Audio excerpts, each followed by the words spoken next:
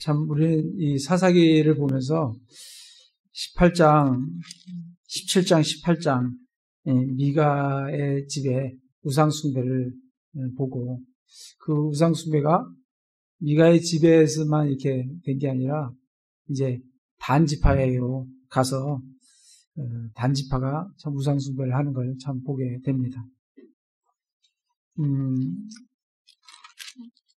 참 그 미가의 집에 그 어머니와 미가의 이제 대화를 통해서 보면 참 대화가 참 이상한 대화가 이렇게 오가는 걸 참 보게 되고 거기에 또 레위 사람이 와서 이 하나님의 제사장이 아니라 미가의 제사장이 되는 그런 어떤 것들을 보면서 참 이 사사 이 시대에는 정말 하나님이 왕이 아니라 왕이 없는 그런 시대에 이들이 영적인 타락을 하고 있구나 하는 걸 보게 되고 오늘 이제 19장에서 보면 이제 또 레위 사람이 또 첩을 얻어서 또 첩이 또 창녀짓을 하고 그러면서 첩이 죽게 되지 않습니까? 죽게 되면서 그 기브아 사람들이 그 음란한 행위를 통해서 그 첩이 죽게 되는데 그걸 통해서 이제 이스라엘이 베냐민 지파와 이제 다른 11지파가 이제 싸우게 되는 전쟁을 일으키는 이제 그런 어떤 사건들을 참 이제 보게 됩니다. 그런 시대를 이제 이 사사기에서는 1절에 보면 이스라엘의 왕이 없을 그때 하나님이 왕이신데 하나님을 왕으로 모시고 살아가지 않은 그때 이제 그런 상황들을 이제 설명을 해주고 있습니다. 이 시대를 보면 이 20장을 가볼까요? 사사기 20장 28절에 보면 이게 지금 같은 시기에 이제 쓰여진 19장과 20장인데 연결되지 않습니까? 그죠? 19장에서 이제 레위 사람의 첩 이야기가 나오면서 기브아 문제가 나오고 전쟁을 나는 그런 어떤 모습인데 28절에 보면 또 그 당시에 아론의 손자요 엘르아살의 아들인 비느하스가 그 궤 앞에 서 있었더라. 이렇게 이제 적고 있습니다.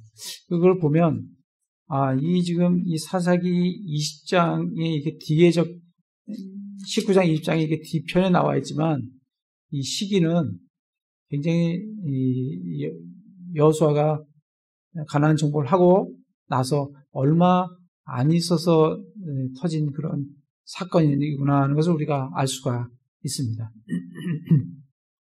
이 비느하스가 나오는 걸 보면 여기 보면 아론의 손자요 엘르아살의 아들인 비느하스가 그 궤 앞에 서 있었더라.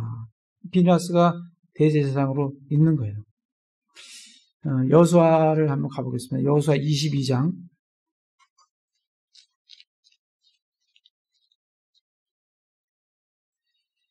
이제 여호수아 이제 마지막 때에 가나안 정복 이제 마지막 시기죠. 마지막 시기에 22장 13절에 보면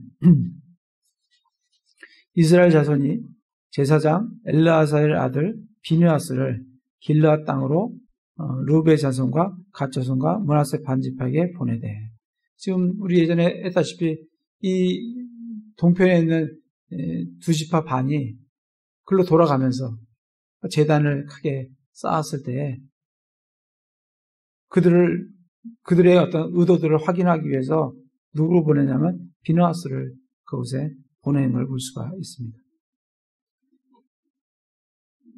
30절에 보면 제사장 비느하스와 그와 함께한 회중의 통치자들 곧 이스라엘의 수천 명의 우두머리들이 루벤 자손과 갓 자손과 므낫세 자손이 하는 말을 들을 때 그 말로 인해 기뻐하였더라.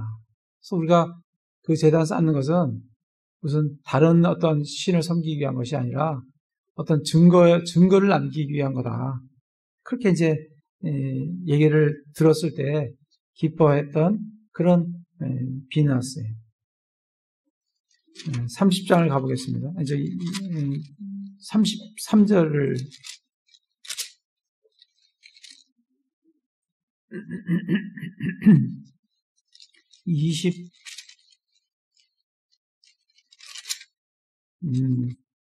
24장을 보겠습니다. 24장. 말씀을 좀 잘못 적혔는데 24장 33절입니다. 22장이 아니고 24장 33절. 여기서 맨 끝에 가면 아론의 아들 엘르아살도 죽음에, 엘르아살도 이때 죽습니다. 그들이 그의 아들 비느하스에게 속한 산에 묻었는데 이 산은 에브라임 산에서 그에게 준 것이었더라.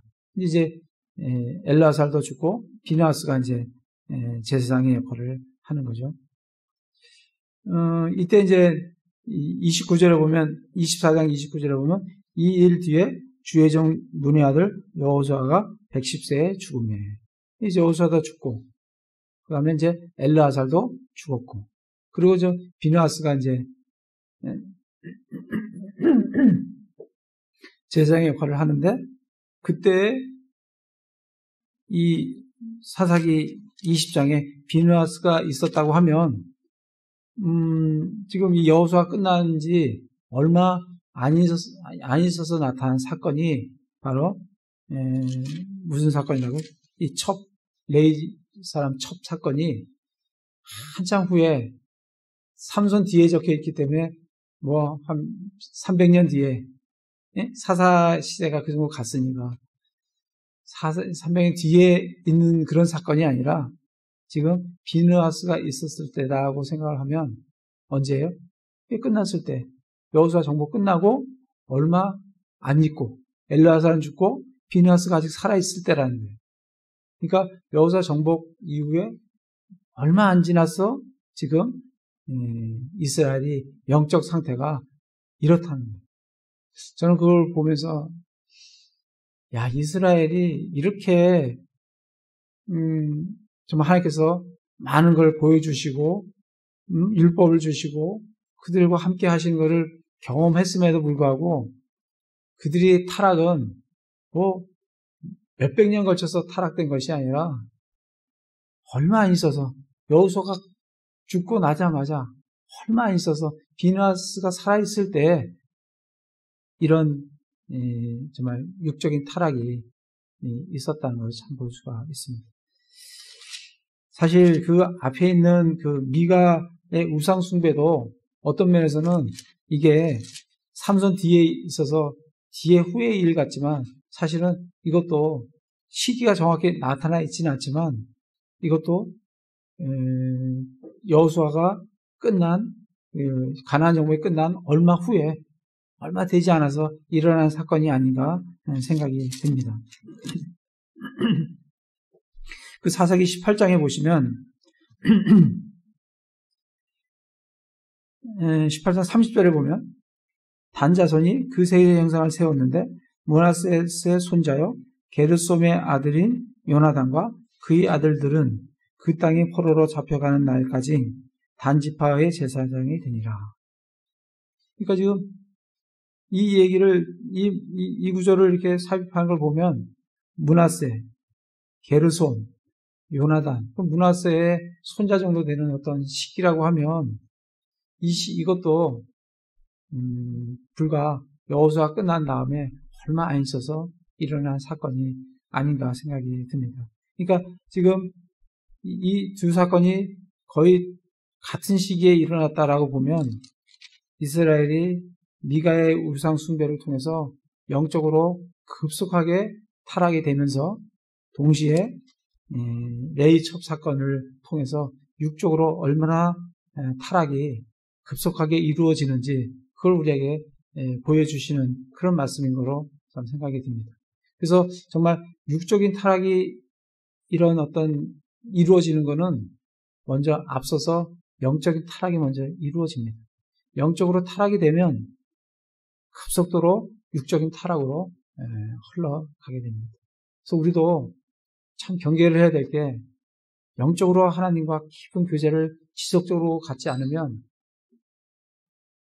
영적으로 무감각해지고 타락하고 그러면 뭐로 이어지냐면 육신적인 타락으로 그렇게 이루어지는 것을 18장서부터 19장, 17장, 18장, 19장, 20장, 21장이 우리에게 이 맨 뒤에 적혀 있지만 이게 맨 뒤에가 아니라 사실은 사사기 굉장히 앞부분에 적혀져야 될 그런 내용들이다 하는 것을 우리에게 몇 구절을 통해서 이 시대가 이 맨 사사기 300년 지난 시대가 아니라 앞선 시대라는 것을 우리에게 보여주고 있습니다. 정말 교훈이 됩니다. 우리가 영적으로 얼마나 깨어 있어야 되는지. 얼마 되지 않은 이스라엘이 그렇게 급속도로 타락되어 간다고 하면 좀 우리도 영적으로 깨어 있지 않으면 지금 우리가 살고 있는 진짜 이 도시가 기부아보다 더하면 더했지 못하지 않은 시대에 우리가 살고 있습니다. 서울, 각종 대도시에 한번 가보세요. 포항은 좀 모르겠어요. 나은지는 모르겠지만 대도시에 가면 우리가 상상할 수도 없을 만큼 육적으로 타락된 도시들이 전 세계 대도시들입니다. 기부아보다 더할지도 몰라요. 모르겠어요. 깊이 안 만나봐서 모르겠는데 요즘은 유튜브 같은 걸 통해서 보면 정말 상상하지도 못할 그런 기부아의 동성애보다 더한 동성애의 그런 것들이 서울에서 전 목사들도 동성애가 있는 걸 들었어요. 그것뿐만 아니라 어떤 목사는 동성애 축제에 가서 축복하는 기도를 하는 목사도 있다 하더라고요. 정말 그런 어떤 영적인 타락이 이루어지면서 그것뿐만이 아니라 육적인 타락이 급속도로 이루어져가는 그런 우리 시대에도 그렇다는 것을 이제 보게 됩니다. 정말 해 아래 새 것이 없어요. 지금 우리가 이렇게 하고 있다고 하는 것은 그 전에 이미 그런 일들이 수없이 반복되어 왔다는 것을 우리에게 시사해 주고 있습니다. 사사기 19장에 보시면 1절에 보면 이스라엘 왕이 없을 그때 에브라임 산 쪽에 머물던 어떤 레위 사람이 베들레헴 유다에서 첩을 취하였는데 참 이 레위 사람하고 첩이라는 말이 참 안 어울리는 그런 단어인데 성경에서는 그렇게 대비를 해주면서 정말 이 시대가 얼마나 레위 사람들의 타락 거기에 발맞춰서 미가 집의 타락 이런 것들을 우리에게 참 보여주는 그런 어떤 면을 우리에게 보여주고 있습니다. 그 첩이 그를 대적하여 창녀짓을 행하고 그를 떠나 베들레헴 유대에 있던 자기 아버지 집으로 가서 거기서 넉 달을 보내니라. 첩이 있었는데 첩을 취한 것도 이상하고 그 또 첩이 또 무슨 창녀짓을 한다는 것도 참 그래요. 그 레위 사람이 첩인데 참 어떤 우리가 상상하기도 어려운 생각하기도 힘든 그런 어떤 상황을 지금 우리에게 보여주고 있습니다. 3절에 보면 그녀의 남편이 일어나서 그녀에게 다정히 이제 말하고 그녀를 데려오기를 위해 종 하나와 낙이 2마리를 데리고 그녀를 따라 거기로 가니 그녀가 그를 자기 아버지 집으로 데려오거늘 그 젊은 여자의 아버지가 그를 보고 만나서 기뻐하니라. 상황이 어떻게 되는지 모르지만 그녀의 남편이 일어나서 그녀에게 다정하게 얘기한다는 거 보면 창녀짓을 했던 그 첩이 다시 남편에게로 돌아왔는지 아무튼 만나서 얘기를 하는 그런 모습인 것 같아요. 그래서 다정히 말을 합니다. 참 어떤 면에서는 대단한 남편이에요. 여러분 아내가 나가서 창녀짓을 하고 다시 돌아온다고 하면 다정히 말할 사람이 있겠어요. 근데 이분은 다정히 말하네요. 말하고 그녀를 데려오기 위해 다시 아내로 첩으로 다시 데려오기 위해 낙이 2마리를 데리고 그녀를 따라서 장인 집에 가서 장인의 허락을 다시 받기 위해서 가는 그런 이제 모습이에요. 그 젊은 여자의 아버지 장인이 그를 보고 굉장히 기뻐합니다. 정말 그렇지 않겠어요? 정말 대적에서 창녀짓을 한 그 첩을 내팽개치지 않고 다시 다정하게 말하고 다시 아내로 데려오기 위해서 그 장인의 집을 방문하는 그 사유에 대해서 장인이 한편으로는 기쁠 것 같아요. 감사할 것 같아요. 그런 어떤 상황입니다. 그래서 그 장인이 곧 그 젊은 여자의 아버지가 그를 머물게 하매 그가 사흘 동안 그와 함께 거하면서 이처럼 그들이 먹고 마시며 거기 머물렀더라. 그래서 거기서 머무르면서 사흘 동안 먹고 마셨어요. 5절에 보면 나흘째 되는 날에 그들이 아침에 일찍 일어나니라. 그가 떠나려고 일어나니 그 젊은 여자의 아버지가 자기 사위에게 이르되 빵 한 조각을 먹고 그대의 마음을 위로한 뒤에 너희 길로 가라 하니라. 그래서 이제 먹고 떠나려고 하는데 이 예루살렘에 지금 예루살렘으로 갔지 않습니까? 베들레헴에 갔네요. 베들레헴 유다에 갔네요. 베들레헴 유다하고 유다에서부터 그 에브라임 산까지는 한 5, 60km 정확히 제가 이렇게 간단히 이렇게 자로 재보니까 그 정도 되는 거리인 것 같아요. 그러면 아침 일찍 떠나면 밤에 좀 늦게 되면 잘하면 도착할 수 있는 하루에 갈 수 있는 거리는 돼요. 그러니까 아침 일찍 이 사람은 떠나서 가려고 그렇게 이제 아침 일찍 떠나는 그런 모습인데 장인이 계속해서 좀 더 머무르라 하면서 먹고 마시는 그런 장면들이 계속 나옵니다. 그래서 6절에도 보면 두 사람이 앉아서 함께 먹고 마셨으니 그 젊은 여자의 아버지가 그 사람에게 이르되 원하건대 흡족히 여기고 온 밤을 머무르며 그대의 마음을 즐겁게 하라 하였다. 7절에 보면 그 사람이 일어나서 떠나려고 또 했어요. 장인이 간청하되 머무르라고. 5째 날 아침에 그가 떠나려고 일찍 일어났어요. 이때 일찍 일어나서 떠났으면 사실 기브아에서 자지도 않았을 거고 그냥 집에 자기가 거하는 에브라임 산에 잘 도착을 했었으리라고 생각을 합니다. 근데 떠나려고 했는데 자꾸 머무르라 하니까 오후까지 머물며 그들이 함께 먹으니라.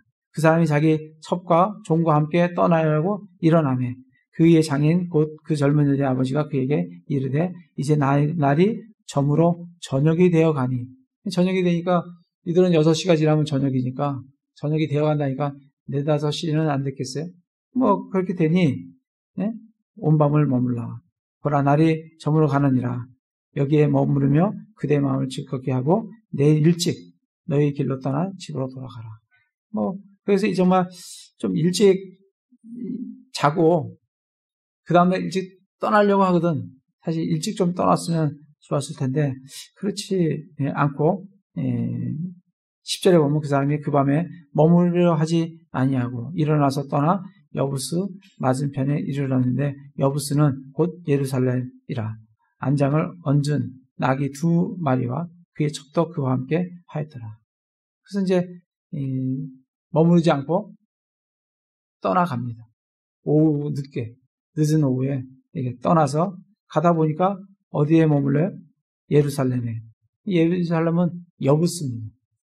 여부스는 하나님께서 분명히 여부스 쪽을 몰아내라 했는데 몰아내지 않은 그 여부스가 그 이스라엘 땅에 아직도 존재하고 있을 때인 것을 보게 됩니다. 근데 여기 보시면 12절에 보면 이 여부스 그의 주인이 왜 이 사람이 여부스에 머무르려고 하지 않으려고 하냐면 이 종이 이제 여부스에 머물자라고 하니까 그 주인이 그에게 이르되 우리가 여기에서 돌이켜 이스라엘 자손에게 속하지 아니한 타국인의 도시로 들어가지 아니하리라. 우리가 넘어가서 기브아로 가리라 하고. 그러니까 이 여부스는 타국이에요. 이스라엘이 아니라. 그러니까 이스라엘이 아닌 타국에서 머무는 것보다는 그래도 베냐민 지파에 속한 기브아나 라마에서 머무는 게 더 낫다라고 생각을 하고 이제 떠나려고 예루살렘에 안 머물고 여부수에 안 머물고 떠나려고 했던 것을 참 보게 됩니다.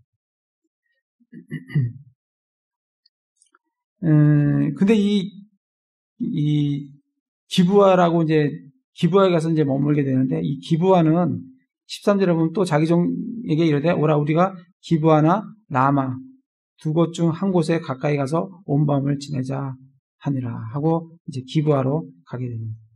근데 이 기브아는 우리가 예전에 호세아를 할 때 좀 본 기억이 납니다. 호세아를 한번 가보겠습니다. 호세아 5장에 보면 그러니까 이때부터 기브아가 타락을 해서 이 호세아 때 가면 어떠한 기브아에 대해서 어떻게 말씀을 우리에게 주고 있는지 보면 5장 8절에 보면 너희는 기브아에서 코넷을 불고 라마에서 나팔을 불며 벳 아웬에서 크게 외쳐 이르기를 오 베나미나 너를 쫓아온다 하라. 이렇게 이제 말씀을 해주고 있습니다. 지금 아주 음란한 그런 것들을 지금 지적을 하시면서 기브에서 코넷을 불고 라마에서 나팔을 불며 벳 아웬에서 크게 외치기를 오 베냐민아 너를 쫓아온다. 이 너를 쫓아온다가 영어로 after the o 벤자민 이렇게 되어 있습니다. 그러니까 after you 그러면 당신 먼저예요. 그러니까 after 벤자민 그런 거 뭐냐면 벤자민 먼저다 이거예요. 벤자민 먼저고 내가 당신을 따라가겠다 이거예요. 지금 이스라엘이 그렇게 한다는 거예요. 그 얘기는 이 벤자민의 기브아가 얼마나 타락되어 있는 것인지 그 벤자민이 먼저 하고 그 다음에 이스라엘이 다 그걸 따라갔다. 그래서 이 이스라엘의 악의 음란의 상징 중에 하나가 뭐냐면 기브아예요. 그게 지금 이렇게 지금 호세아 때 이렇게 말씀을 우리에게 주고 있는 겁니다. 너희는 기브아에서 코넷을 불고 라마에서 나팔을 불며 베나에서 크게 외치기를 베냐민아 네가 먼저 해라. 내가 너를 쫓아가겠다. 그렇게 기브아가 그런 곳이다라고 우리에게 말씀을 해주고 계십니다. 9장을 가보겠습니다. 9장 9절에 보면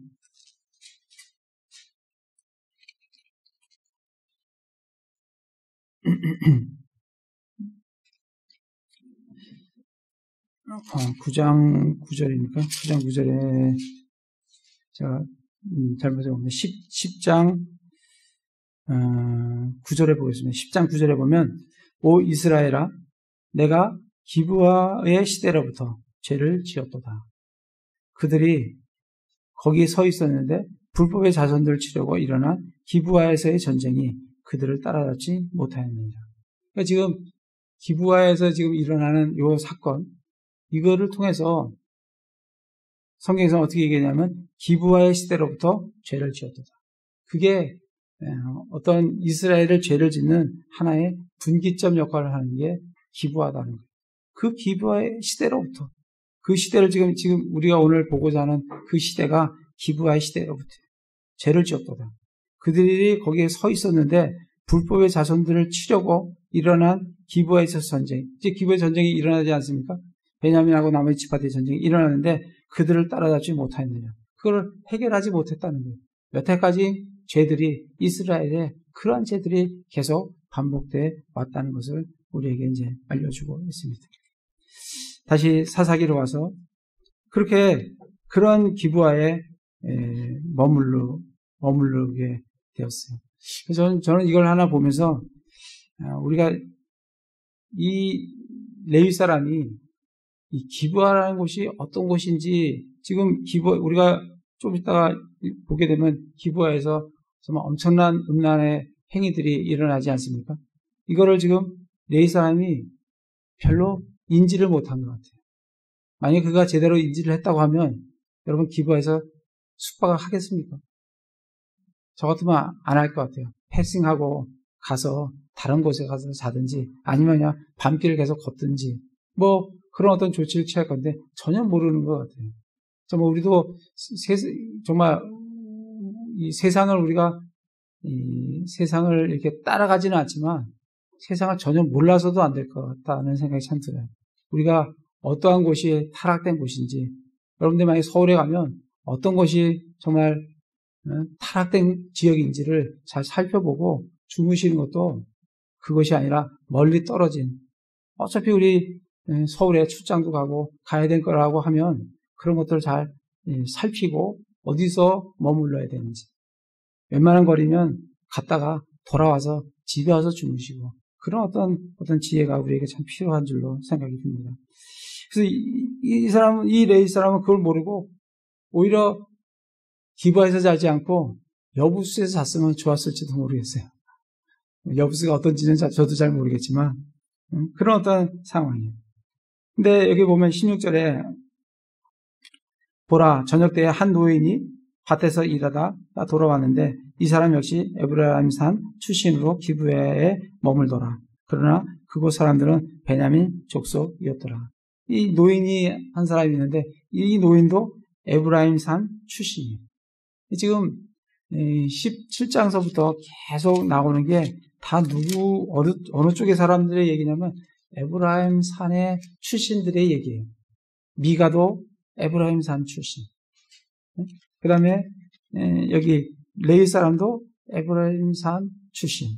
그리고 여기에 있는 노인. 이 사람도 에브라임 산 출신인데 지금 어디에서 살고 있어요? 베냐민 지파가 있는 기브아에 살고 있습니다. 그가 눈을 들어 도시의 거리에 여행하는 사람이 있음을 보고 그 노인이 이르되 그대는 어디로 가느냐 어디에서 오느냐 하매 그가 그에게 이르되 우리는 베들레헴 유다에서 에브라임 산 쪽으로 지나가고 있나이다. 나는 그곳에 왔으며 베들레헴 유다에 갔다가 이제 주의 집으로 가는 중인데 나를 받아들여 집으로 데리고 가는 사람이 없나이다. 그래서 좀 고맙게도 이 노인이 형편을 물어봐 주지 않습니까? 그럴 때 이 레위 사람이 자기에 대해서 소개를 하는 걸 볼 수가 있어요. 자기는 베들레헴 유다에서 에브라임 산 쪽으로 가고 있다. 그리고 베들레헴 유다에 갔다가 이제 주의 집으로 가는 중이다. 주의 집으로 가는 중이다라고 얘기를 이렇게 은연중에 비추는 걸 보면서 나는 레위 사람이고 제사장으로서의 이 직무를 하고 있다 하는 것을 은연중에 이 노인에게 비춰주는 걸 볼 수가 있습니다. 그렇지만 나를 받아들여 나를 데리고 가는 사람이 없다. 어떤 면에서는 그런 말을 들었을 때 노인이 이 레위 사람을 좀 자기 집으로 받아들이는 데는 좀 마음에 좀 안도감이 있었을지는 모르겠어요. 네, 레위 사람이고 그래도 레위 사람이라고 하면 이스라엘에서 율법을 가르치고 제사장의 역할을 하고 어떤 하나님과 관계를 갖는 그런 사람으로 여겨지기 때문에 내가 이제 주의 집으로 가는 중인데라고 하면서 자기의 소개를 안심을 시키기 위한 그런 말을 하는 걸 참 볼 수가 있습니다.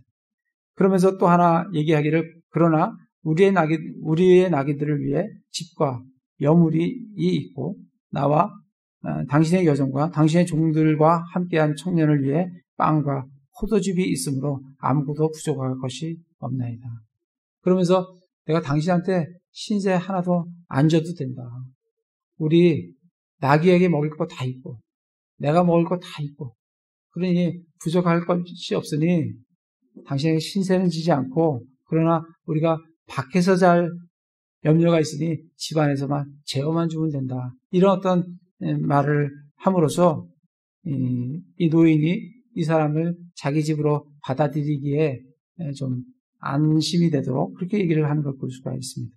20절에 노인이 이르되 그대에게 평안이 있을지어다 원하노라 있기를 원하노라 그대가 필요로 하는 모든 것을 내게 맡기고 다만 거리에서 자지는 말라 하면서 그 레위인을 자기 집으로 받아들이는 것을 볼 수가 있습니다. 여러분 어떠세요? 진짜 요즘 같은 시대에 어떤 사람이 지금 잠잘 데가, 한국 같으면 사실은 잠잘 데가 없겠습니까? 여기 모텔도 많고, 호텔도 있고, 그러니까 다 잘 곳이 있는데, 진짜 그런 거라고 하면 잠잘 곳이 없는데, 정말 여러분 그런 사람들을 어떻게 좀, 이렇게, 이 노인같이, 이렇게 받아들일 그런 마음들이 좀 있으세요? 여러분이 이런 상황이라면 이 레위인을 받아들이겠어요? 아니면 안 받아들이겠어요? 사실 이 레위인은 그걸 모르지만 사실 이 노인은 이 사람을 받아들이면 자기네 집에 어떤 위험이 처한다는 것을 알까요? 모를까요? 이분은 기브아에서 오래 살았기 때문에 이 레위인을 자기 집으로 받아들인다고 하면 벨리알 자손들이 분명히 올 거라는 것을 충분히 인지를 했을 거로 생각을 합니다. 왜냐면 그 동네가 어떤 동네인지 어떠한 곳인지 너무나도 잘 알기 때문에 그럼에도 불구하고 레위인을 자기 집으로 받아들인 것을 참 볼 수가 있어요. 그러면서 참 노인이 쉽지 않은 결정을 했다라고 생각이 듭니다. 얼마 전에 우리 교회에 한 2, 3주 됐나요? 그래서 기억은 잘 모르겠어요. 한 청년이 왔어요. 밖에서 우리 청소하고 있는데 교회 다 마치고 청소하는데 왔어요. 그는 막 우리 교회에 대해서 뭐라 하더라고. 그러면서 자기가 자기 엄마가 여기 뭐야 어디야 우리 김장이 사는 데가 어디야 해맞이 그린빌에 사는데 거기에서 자기 엄마가 자기를 받아들이지 않고 그래갖고 자기 엄마를 죽이려는 계획도 하고 저는 깜짝 놀랐어요. 그런 사람인데 배고프다는 거예요. 밥 좀 달라는 거예요. 그래서 이제 해줄 수는 없을 것 같고 해서 이제 우리 이제 조영진하고 우리 부부 이제 같이 그때 짜장 밥을 시켜줬나 그래서 짜장을 한 그릇 주고 그리고 일을 간다는데 일을 해야 된다는데 신발이 없고 어쩌고 막 그러더라고. 그리고 조영진이 가고 또 일할 수 있도록 워크 하나 사왔어요. 당근에서 가고 당근에서 2만 원 주고 어떻게 샀어요. 하여튼 만나서 사갖고 주고 그리고 그래서 이제 잘 데가 없다는 거예요. 그래서 좀 고민이 됐어요. 이 사람을 교회에서 재워줄 수 있을까? 저기서 재워줘도 될까? 근데 사실 제 마음속에 이렇게 확신이 잘 안 들더라고요. 굉장히 좀 위험한 사람이에요. 만약 레인같이 이 정도만 얘기해서도 좀 했을지도 모르겠어요. 근데 자기 엄마를 죽이려는 계획도 갖고 나한테 묻더라고요. 50세 된 자기 엄마를 죽이려면 어떻게 하면 죽일 수 있냐는 거죠, 저한테. 제가 그걸 어떻게 알아요. 정신이 된 건 아닌데, 아무튼 좀 희한해요. 그래서 이제 이렇게 하고 돈 얼마 좀 줘갖고 보냈어요. 근데 그 이후로는 어떻게 됐는지 모르겠어요. 사실, 지금 우리나라만 해도 이 낯선 사람을 이렇게 받아들이기가 정말 쉽지가 않아요. 그 사람을, 제가 그런 생각도 해서 우리 집에 와서 방이 좀 있는데 재우면 어떻게 될까?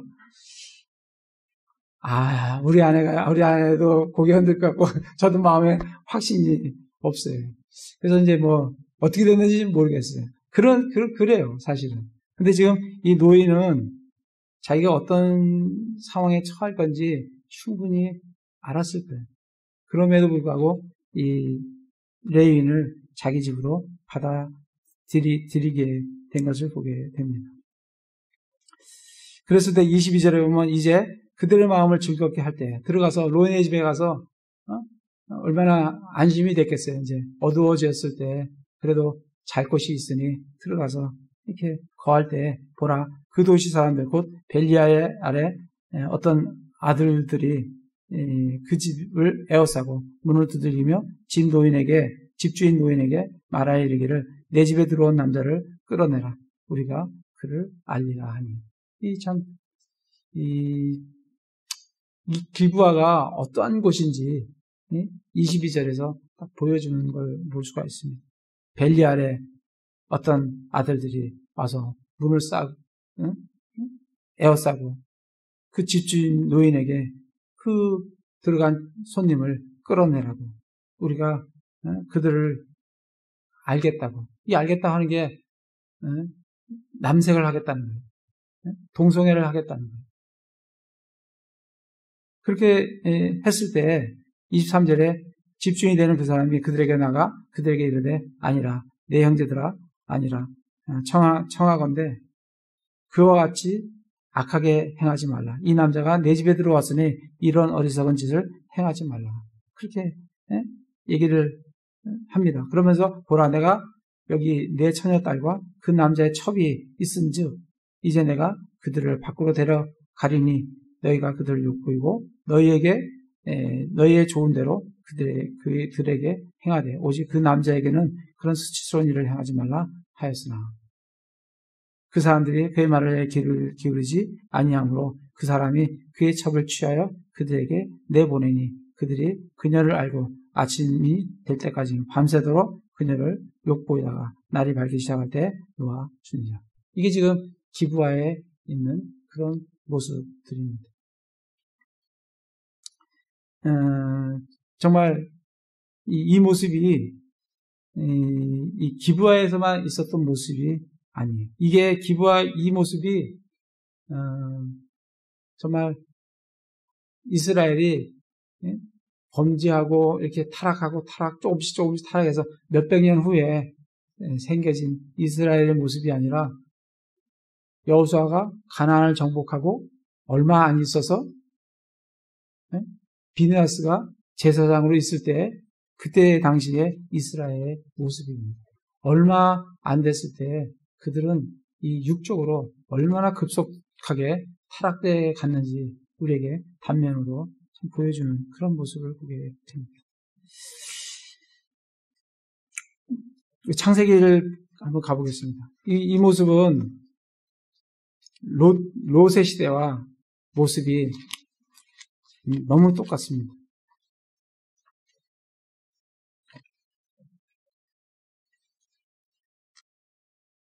창세기 19장 1절에서 11절에 보면 저녁 때 두 천사가 소돔에 이르렀는데 마침 롯이 소돔 문 밖에 앉았다가 그들을 보고는 일어나 그들을 맞이하고 얼굴을 땅에 대고 절하며 이제 그렇게 이제 천사를 맞이하는 걸 볼 수가 있습니다. 그런데 4절에 보면 그들이 눕기 전에 그 도시의 남자들 곧 소돔의 남자들이 즉 늙은이든 젊은이든 사방에서 나온 모든 사람들이 그 집을 에워 쌌더라. 지금 기브하고 똑같아요. 그러면서 그들이 롯을 부르며 그에게 이르되 이 밤에 내게 온 남자들이 어디 있느냐. 그들을 우리에게로 데려오라. 우리가 그들을 알리라. 여기도 우리가 그들을 알리라. 기브아에서도 우리가 그들을 알리라. 이게 남색하는 게 동성애가 뭐 오늘 내일 있었던 그런 어떤 일들이 아니라 롯 시대에 벌써 그렇게 동성애가 있었고 그것이 기브아 시대를 거쳐서 그리고 우리 로마서에 보면 로마서 1장에 나오지 않습니까? 로마 시대를 거쳐서 지금 한국에도 동성애 자들이 얼마나 많은지 몰라요. 앞으로 이 동성애 합법화가 되면 이 말씀을 전할 수 있을지도 모르겠어요. 전하면 그냥 바로 차별법에 걸려서 아마 저는 들어가고 교회는 폐쇄당하고 아마 그렇게 될 거예요. 아마 미국은 그렇게 돼 있고 한번 걸리면 30만 불? 그렇다고 해요. 30만 불이면 얼마예요? 300만, 3천만, 3억이네요. 우리 교회 3억 내면 얼마 있는데 3억을 내겠어요. 앞으로 한국도 아마 그런 법률이 통과되면 이런 얘기를 하고 들어가든지 아니면 진짜 서로 간에 거기 타협을 하든지 그런 어떤 대부분의 교회들이 그 둘 중에 하나를 택해야 될 걸로 생각합니다. 여기서도 그들을 알리라. 롯이 문에 있던 그들에게 나아가 그 뒤로 문을 닫고 이르되 형제들아 악하게 행하지 말라. 내게 남자를 알지 않은 두 딸이 있노라. 하면서 이게 지금 장면이 똑같습니다. 여기서 두 딸을 주겠다 그래갖고 그 노인은 내 딸과 또 그 첩이 있으니까 그들에게 욕을 보이라고 얘기하는 이 소돔과 고모라 시대나 또 이 기브아의 시대나 동일한 어떤 모습들을 보게 됩니다. 다시 사사기로 와서 그렇게 첩을 내주는 걸 볼 수가 있습니다. 그리고 26절에 보면 그때 동틀 때 그 여자가 자기 주인이 머물고 있던 집 곧 그 사람의 집 문에 이르러 쓰러져서 날이 밝을 때까지 있었더라. 그녀의 주인이 아침에 일어나서 집 문을 열고 자기 길로 가고자 하였는데 보라 그 여인 곧 그의 첩은 집 문에 쓰러져 있고 그녀의 두 손은 문지방에 있더라. 그가 그녀에게 이르되 일어나라 우리가 가자 하였으나 아무도 대답하지 아니하므로 그때 그 사람이 그녀를 나귀에 싣고 일어나 자기 서서로 돌아가니라.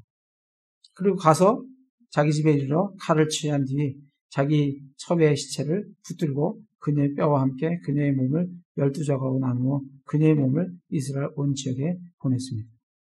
그게 이제 그 결과예요. 정말 처참한 그런 결과를 참 보게 되는데 이 레위 사람을 보면 정말 자기 첩이지만 자기가 또 아내로 하려고 또 데려오는 그런 아내이면서도 그 벨리알 사람들이 자기를 보냈을 때 자기가 나가지 않고 자기가 나오면 누가 죽겠어요? 자기가 죽는 거죠. 자기를 내보내지 않고 누굴 보내요? 첩을. 말씀을 보면 그 사람이 그의 첩을 취하여 그에게로 내보냅니다. 묻는 것도 아니고 내보냅니다. 이제 그러면서 그 첩이 죽게 되는데 20장을 한번 가보겠습니다. 20장에 가서 이 사람이 어떤 말을 하는지 이제 전쟁이 일어나려고 해요. 그러니까 베냐민을 제외한 모든 지파에서 이 사람에게 묻는 거예요. 3절에 보면 이제 이스라엘 자손이 미스바로 올라간 것을 베냐민 자손이 들었더라. 이제 이스라엘 자손이 이르되 이 사악한 일이 어떻게 일어났는지 우리에게 고하라 하고 이 레위 사람에게 묻습니다. 그러니까 레위 사람 곧 죽임을 당한 여자의 남편이 응답하여 이르되 내가 내 첩과 함께 베냐민에 속한 기브아에 머물려고 갔는데 이 말씀에는 별 이상이 없는 것 같아요. 5절에 보면 기브아 사람이 나를 대적하라고 일어나 밤에 내가 거한 집을 에워싸고 나를 죽이려고 생각하며 내 첩을 강제로 취하여 그녀를 죽였으므로 내가 내 첩을 취한 뒤에 그녀의 몸을 여러 조각으로 잘라 이스라엘이 상속한 온 지역에 두루 보냈으니 이는 그들이 이스라엘에서 은탕한 짓과 어리석은 짓을 행하였기 때문이라. 잘 읽어보면 좀 처음에 했던 말하고 많이 다른 걸 볼 수가 있어요. 강제로 자기가 내보냈는데 여기서 뭐라 그래요? 나를 죽이려고 생각하며 내 첩을 강제로 취하여 그녀를 죽였으므로. 사실은 자기가 내보냈는데 사실은 자기가 나갔어야 돼요. 근데 자기가 나가지 않고 자기 첩을 자기가 내보냈음에도 불구하고 여기 와서는 내 첩을 강제로 취하여 그녀를 죽였다. 그렇게 얘기를 합니다. 어느 때든지 이 사람은 뭘 얘기할 때 자기 위주로 얘기를 합니다. 앞에서는 이렇게 자기가 살라고 자기 첩을 내보냈지만 뒤에 가서 증언을 하라고 하면 말이 바뀌어서 자기가 내보냈다 얘기하지 않고 강제로 그녀를 끌어내렸다. 그래서 그녀가 죽었다. 자기가 내보낸 게 아니다. 그렇게 얘기를 하는 게 사람인 것을 보게 됩니다. 그래서 그가 취해서 그 몸을 12조각을 내서 이스라엘 온 지역에 보냈습니다. 그리고 30절에 그것을 본 모든 사람이 이르되 이스라엘 자손이 이집트 땅에서 나온 날부터 이날까지 이런 일을 행하지도 아니하였고 보지도 못하였도다. 그것에 관하여 깊이 생각하고 의견을 취한 뒤에 너희는 생각을 말하라. 그래서 이제 각 지파들이 이걸 다 보고 다 받았지 않습니까? 다 받아보고 너희들 생각은 어떠냐? 너희들 깊이 생각을 해보고 너희들의 생각을 말하라 하고 그들이 나머지 베냐민 지파를 제외한 모든 지파들이 베냐민과 전쟁을 하자. 그들에게서 악을 제거하자라는 결정을 하게 되는 걸 참 볼 수가 있습니다. 그래서 20장 1절하고 2절을 보면 그때 이스라엘 모든 자손이 나가고 그 회중이 그 단에서부터 브엘셀바에 이르기까지 길르앗 땅과 더불어 한 사람 같이 미스바에서 축제로 함께 모이니라. 그러니까 이 단에서부터 브엘셀바까지, 단은 저 꼭대기잖아요. 브엘셀바는 저 밑이라고요. 그러니까 남북으로 유다가 다 모이고 길르앗 땅과 더불어라는 얘기는 길르앗 땅은 요르단 동편을 길르앗 땅이라고 하니까 서편은 남북이 다 모였고 그리고 동서로도 다 모여서 미스바에서 축제로 함께 모였습니다. 그래서 그들은 전쟁을 하자 하고 결정을 하고 20장에서 전쟁으로 도입을 하게 됩니다. 정말 이렇게 저는 이 말씀을 보면서 이스라엘이 이렇게 얼마 안 됐을 때 급속도로 영적인 타락과 육적인 타락이 이렇게 들어가는데 우리가 이 영적인 전투, 이 죄와 싸우는 이 영적인 전투에서 우리가 어떻게 정말 승리할 수 있을까? 우리라고 이 시대에 살면 우리라고 이렇게 베냐민 족속같이 베냐민 지파같이 안 살라는 법이 어디 있어요? 우리도 그 사회 가면 어떻게 살지를 모르는 육신적인 그런 정욕들을 가진 그런 존재들입니다. 로마서를 가보겠습니다. 로마서 5장에 보시면 우리가 이들과 같이 동일하게 이런 육신적인 연약함, 악함을 갖고 있는 존재들이 우리들입니다. 우리 그리스도인들은 그런 육신적인 그런 연약함, 악함이 우리에게 있습니다. 있지만 5장 21절에 보면 이것은 죄가 군림하여 사망에 이르게 한 것 같이 은혜도 의를 통해 군림하여 예수 그리스도 우리 주로 말미암아 영원한 생명에 이르게 하려 함이라. 우리 예수 그리스도 믿기 전에는 우리 안에 뭐가 군림하냐면 죄가 군림합니다. 그래서 사망에 이르게 해요. 근데 우리가 예수 그리스도를 믿으면 죄가 군림하는 게 아니라 은혜가 군림합니다. 은혜가 의를 통해 우리 안에 군림을 해요. 그러니까 우리는 이 은혜의 통치를 받아야 돼요. 14절에 보면 6장 14절에 보면 너희가 율법 아래 있지 아니하고 은혜 아래 있으므로 죄가 너희를 지배하지 못하리라. 그래서 우리는 이 은혜 안으로 들어가요. 내 육신의 연약함, 내 연약한 내 육신을 컨트롤할 수가 없어요. 제어할 수가 없어요. 내가 그걸 제어하기 위해서는 예수 그리스도의 은혜 안으로 들어가는 길 외에는 길이 없어요. 우리는 믿기 전에는 죄가 군림해서 나를 사망에 이끌었지만 예수 그리스도를 믿은 후에는 죄가 아니라 은혜가 나를 군림하여 그 은혜 안에 들어간다는 건 어떤 거냐면 6장 3절에 보면 예수 그리스도 안으로 침례를 받은 우리가 다 그분의 죽음 안으로 침례를 받은 줄 너희가 알지 못하느냐. 예수님이 죽으실 때 나의 죄를 위해서 죽으셨고 예수님이 죽으실 때 나도 그분과 함께 죽었고 그분의 죽음 안으로 나도 침례를 받았다는 그 은혜 안으로 들어가야 됩니다.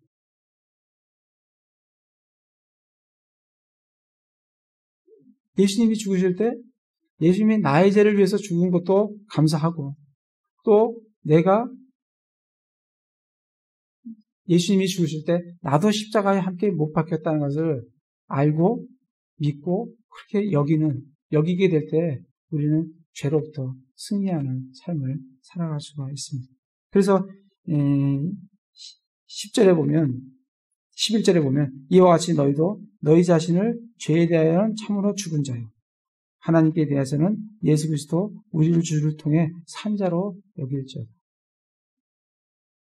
우리가 예수님과 함께 십자가에 죽었다는 것, 예수님이 죽으실 때 나도 그분의 안으로 죽음 안으로 침례받았다는 것을 알고 믿고 그렇게 여기면 성령님께서 우리의 육신을 죽이시고 우리가 죄로부터 승리할 수 있도록 은혜 안에서 그 승리할 수 있도록 우리를 이끌어 가시는 것을 볼 수가 있습니다. 우리 갈라디아서 가보겠습니다. 갈라디아서 5장에 보시면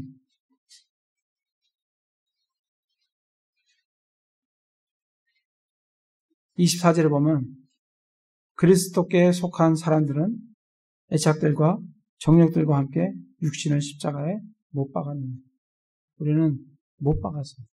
못이 박혔다. 그것을 내가 나를 못 박는 게 아니라 내가 나를 못 박으면 그거 못 박을 수도 없고 박혀지지도 않습니다.